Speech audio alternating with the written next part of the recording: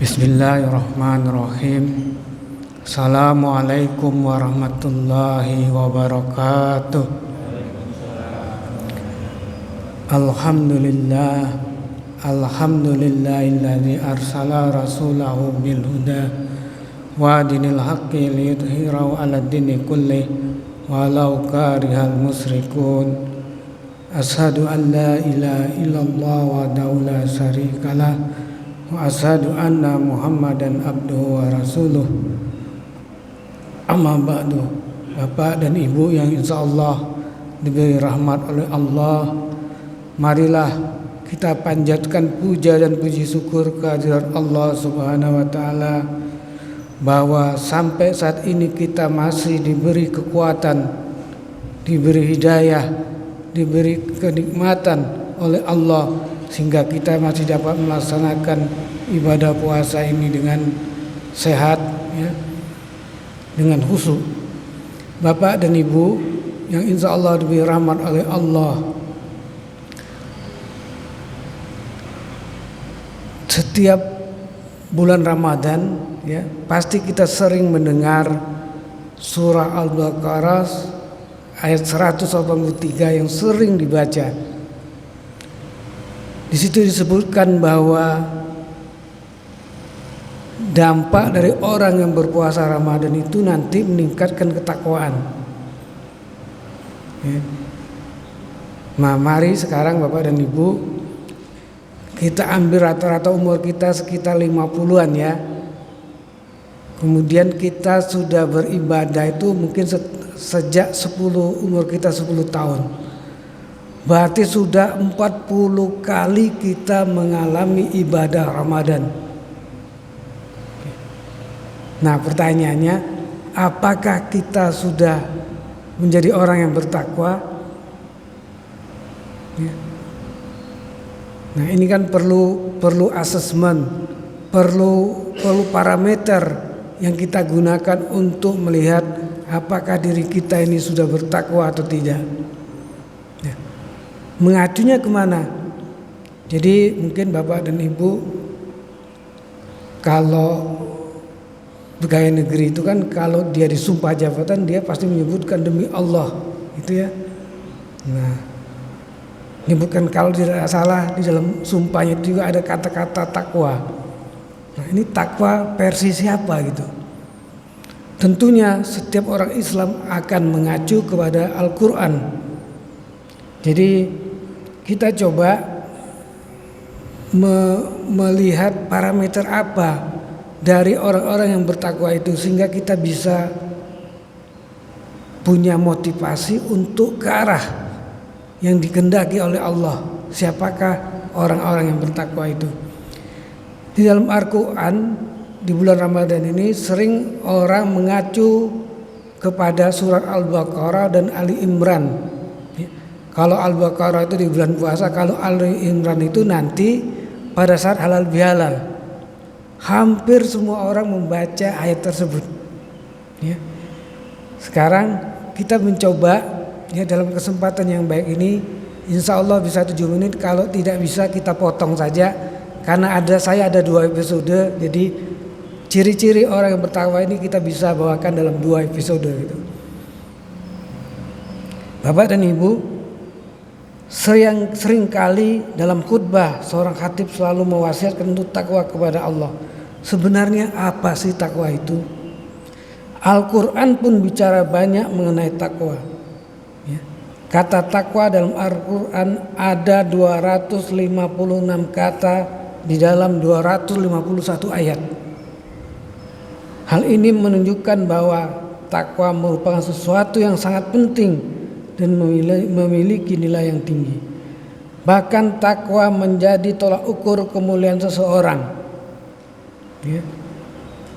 Dalam Quran Al-Hujurat surah 49 ayat 13 disebutkan bahwa manusia yang paling mulia itu bukan laki-laki, bukan perempuan. Jadi di Indonesia, di dalam Islam tidak ada dikotomi, tidak ada lagi bicara tentang diskriminasi mengenai laki-laki dan perempuan. Bukan juga mereka yang kaya, jadi bukan dilihat dari kekayaannya, bukan juga mereka yang pintar. Jadi belum tentu orang pintar itu dia bertakwa. Dan juga bukan mereka yang memiliki jabatan tinggi, bukan mereka yang tampan atau cantik dan lain-lain. Manusia yang paling mulia di sisi Allah dalam ayat itu adalah mereka yang bertakwa. Pengertian takwa bisa kita dekati dengan pendekatan dua, yaitu dengan secara bahasa dan istilah. Definisi takwa secara bahasa menurut kamus-kamus yang sudah kita ketahui, takwa adalah al-khasah dan al-kaub, yang artinya takut dan khawatir. Jadi Bapak dan Ibu, kalau di dalam diri kita ini, di kalbu kita masih ada perasaan takut dan khawatir, kalau kita sedang melaksanakan ibadah dan segala macam, insya Allah kita masih disebut orang yang bertakwa. Sedangkan secara istilah, takwa itu akan kita bahas kali ini ialah bahwa takwa kepada Allah Subhanahu wa taala yang artinya adalah takut kepada Allah dengan senantiasa menjalankan perintahnya serta menjauhi larangannya. Ciri-ciri orang yang bertakwa, Al-Quran telah banyak sekali menyebutkan dan membicarakan tentang siapa dan bagaimana ciri-ciri orang yang bertakwa. Berikut ini akan kami jelaskan ciri mereka yang terkandung dalam surat Al-Baqarah ayat 1-5. Jadi kita mulai melihat di Al-Baqarah, Bapak dan Ibu pasti sudah membacanya. Jadi yang pertama, orang yang bertakwa itu pedomannya adalah Al-Quran, way of life-nya. Jadi kalau way of life-nya orang Muslim itu bukan Al-Quran, dipertanyakan ketakwaannya. Jadi Al-Quran itu adalah firman Allah Ta'ala yang diturunkan kepada Nabi Muhammad SAW. Apabila kita membacanya maka bernilai pahala. Ia merupakan pedoman utama bagi seluruh kaum muslimin, bukan hanya kaum muslimin tapi untuk manusia. Kenapa? Alif lam mim zalikal kitabul la raiba fihi hudal lil muttaqin. Nah, coba Bapak dan Ibu baca Al-Quran, pasti bicaranya tentang petunjuk untuk manusia. Jadi ini petunjuk untuk orang hidup loh Bapak dan Ibu. Al-Quran itu bukan untuk orang yang sudah wafat. Karena itu kita wajib menjadikan Al-Quran itu menjadi way of life kita kalau kita benar-benar menganggap diri kita bertakwa. Jadi di dalam Al-Quran ayat 1 ini menyebutkan bahwa kitab Al-Quran ini tidak ada keraguan padanya, petunjuk bagi mereka yang bertakwa. Ini sudah jelas Bapak dan Ibu ya, bahwa kita harus jadikan Al-Quran ini menjadi pedoman. Alhamdulillah di Masjid Al-Furqan ini sudah ada kelompok atau komunitas yang mempelajari Al-Quran. Al-Muttaqin yang dimaksud dalam ayat tersebut adalah mereka yang khawatir akan hukuman dari Allah jika meninggalkan perintah darinya, dan senantiasa berharap pada rahmat Allah karena mengakui kebenaran segala apapun yang datang daripadanya. Seperti apa yang ditafsirkan oleh Ibnu Abbas radhiyallahu anhu berikut yang termaktub dalam kitab Tafsir Ibnu Katsir sebagai berikut. Ibnu Abbas menafsirkan kata bertakwa ialah orang yang takut akan hukuman dari Allah karena meninggalkan petunjuk yang mereka ketahui dan mengharapkan rahmatnya karena mengakui kebenaran apapun yang datang dari Allah. Jadi itu ciri-ciri orang yang bertakwa yang pertama. Yang kedua, beriman kepada hal yang gaib. Ciri-ciri kedua orang yang bertakwa adalah beriman kepada yang gaib. Disebutkan dalam firman-Nya, alladzina yu'minuna bil ghaib. Mereka yang beriman kepada yang gaib. Iman secara bahasa adalah membenarkan, ada tahdid dan mengakui, sedangkan gaib berarti tidak terlihat.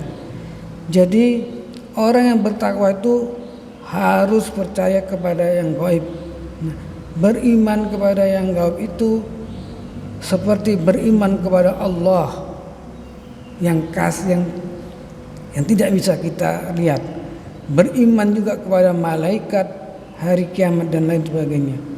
Disebutkan di dalam tafsir dari Ar-Rabi Ibnu Anas bahwa maksud dari mereka yang beriman kepada yang gaib itu adalah mereka yang beriman kepada Allah, malaikatnya, para utusannya. Karena apa? Karena Rasulullah itu kita tidak pernah berada di zamannya. Jadi Rasulullah pernah menyatakan bahwa siapakah orang yang paling terbaik? Para sahabat menyebutnya tentunya kita ya Allah. Ternyata Allah menyebutkan bukan. Orang-orang yang terbaik itu adalah orang di mana pada suatu saat aku sudah tidak ada, mereka tetap mengikuti apa yang aku ajarkan. Mudah-mudahan kita termasuk orang-orang yang disinyalir oleh Rasulullah ini. Beriman kepada Allah adalah mempercayai bahwa Allah itu zat yang maha wujud, maha esa, baik itu dari segi uluhiyah, rububiyah maupun asma wa sifatnya. Konsekuensi dari beriman kepada Allah adalah beriman kepada segala sesuatu hal yang berasal darinya, baik itu yang tampak maupun yang tidak tampak. Jadi Bapak dan Ibu, kita wajib beriman kepada yang gaib. Nah, semua ibadah, semua perintah dari Allah dan Rasul itu kalau tidak karena iman pasti tidak akan kita lakukan. Percaya.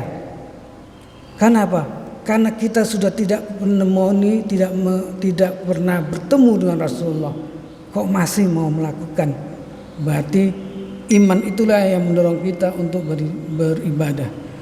Kemudian yang ketiga, mendirikan sholat. Nah ini paling penting ini ya, karena ini yang bentuknya amiliyah. Jadi ada pun ciri-ciri orang yang bertakwa. Yang ketiga adalah ia senantiasa mendirikan sholat. Allah berfirman, wa yuqimunas shalah, yang mendirikan sholat. Apabila kita memperhatikan firman Allah tentang perintah sholat, maka kita akan mendapati kata sholat selalu didahului dan disandingkan dengan lafaz aqimu atau yuqimu atau yukimuna dan sejenisnya, yang artinya adalah mendirikan atau menegakkan. Jadi bukan kalimat perintah, tapi mendirikan dan menegakkan. Jarang sekali, bahkan mungkin tidak kita jumpai lafaz yang mengandung arti perintah sholat di dalam Al-Quran langsung yang berbentuk fi'il amar seperti shollu atau sholli, kecuali dalam surat Al-Kautsar, di mana makna perintah sholat yang dimaksud bukanlah sholat 5 waktu yang diwajibkan, akan tapi bermakna sebagai sholat Idul Adha. Jadi kalau kita sering mendengarkan ceramah itu, sholat itu adalah kuncinya surga. Kenapa? Karena nanti pada saat di padang mahsyar itu, pada saat yaumil hisab, yang pertama kali dihisab itu adalah sholat kita. Kalau sholatnya lolos, insya Allah yang lainnya lolos. Karena apa? Karena sholat itu jelas sudah pasti akan berdampak menjauhkan diri kita dari kefasikan dan kemungkaran. Karena itu sholat ini menjadi penting Bapak dan Ibu sekalian ya. Mudah-mudahan setelah Ramadan nanti kita bisa istiqomah menjalankan sholat di masjid ya. Jadi bukan pekerjaan yang gampang, bukan pekerjaan yang mudah untuk memaksa diri kita untuk sholat ke masjid, terutama untuk bapak-bapak ya. Karena bapak-bapak itu setengah wajib ya Pak Hairul ya, mungkin 34 wajib untuk sholat di masjid itu. Tapi sering kadang-kadang kita lupa. Jadi nanti bapak dan ibu juga yang mungkin masih bekerja atau jadi pemimpin dimanapun, sering kita itu melewatkan sholat kita karena rapat, karena meeting dan sebagainya, sehingga kita itu sering ya, tidak pernah memperhatikan waktu sholat dalam menjadwalkan meeting atau rapat kita. Sholat asar bisa menjadi asar dan maghrib digabung menjadi satu. Padahal dasarnya itu tidak ada. Lebih-lebih kalau orang hidup di Jakarta ya. Orang di Jakarta itu kalau dia pulang pinginnya cepat, tapi asarnya bisa hilang karena sampai ke rumah maghrib itu ya. Nah kalau dia ingin asarnya kecekel itu maghribnya hilang. Tapi kalau maghrib kan bisa dijamak ya, Tapi kalau asar itu kan tidak ada jamaknya dengan maghrib. Kemudian selanjutnya adalah yang keempat, menginfakkan sebagian rezeki itu menciri orang yang bertakwa. Selanjutnya, wa mimma razaqnahum yunfikun. Jadi kita wajib menginfakkan sebagian rezeki kita, ya, dan menafkahkan sebagian rezeki yang kami anugerahkan kepada mereka. Sesungguhnya hakikat rezeki itu adalah pemberian dari Allah. Termasuk diantara ciri-ciri orang yang bertakwa yaitu mereka akan senantiasa menginfakkan rezeki yang mereka miliki, karena mereka mengetahui bahwa hakikatnya harta itu bukan miliknya. Tapi ini bukan pekerjaan yang gampang Bapak dan Ibu, susah sekali. Alhamdulillah di Masjid Al-Furqan ini kita sudah punya kota amal, sudah ada QRIS, berarti sudah meningkat nih. Jadi kita tidak perlu membawa uang, cukup membawa HP untuk infak di Masjid Al-Furqan. Kalau 2-3 tahun yang lalu mungkin aneh ya, orang infak kok nganggo HP, bukan pakai uang itu. Ya. Dan itu tidak ada bunyi kelotaknya. Ya. Jadi alhamdulillah. Ya. Yang selanjutnya adalah beriman kepada kitab-kitab Allah, yang ciri-cirinya sebagai berikut dari pertama adalah beriman kepada kitab Allah. Ya. Tentunya beriman ini kepada kitab Al-Quran dan kitab yang telah diturunkan kepada nabi-nabi sebelumnya. Karena itu di dalam Islam itu tidak cukup beriman kepada Al-Quran, tapi juga harus beriman kepada kitab-kitab yang lain, Injil, Zabur dan Taurat. Ya. Walaupun sekarang Injil dan Zabur dan Taurat itu banyak orang yang meneliti bahwa banyak yang sudah tidak orisinal lagi. Kemudian yang keenam, ya, yang terakhir adalah meyakini keberadaan akhirat. Ini juga sesuatu yang susah buat kita ya. Bagaimana kita mengakui akhirat itu ada, ya? Karena ini merupakan satu hal yang harus diyakini oleh setiap orang Islam. Jadi orang Islam itu mereka yakin adanya akhirat. Akhirat itu hari di mana seluruh manusia dikumpulkan untuk diberikan keadilan. Jadi itu Bapak dan Ibu di dalam Al-Baqarah. Monggo setelah pulang kita buka kembali, kita renungkan apakah kita sudah seperti yang diharapkan oleh Allah di dalam surat Al-Baqarah ini. Insya Allah di episode yang kedua saya akan membawakan jadi ciri-ciri orang yang bertakwa, tapi dari konteks yang berbeda yang ada di ayat atau surah Ali Imran ayat 133 dan 134. Mudah-mudahan bermanfaat. Insya Allah apabila ada benarnya itu hanya datangnya dari Allah. Apabila ada yang tidak sesuai, insya Allah ya itu karena ketidaktahuan dan kebodohan saya. Wabillahi taufiq wal hidayah. Wassalamualaikum warahmatullahi wabarakatuh. Allah.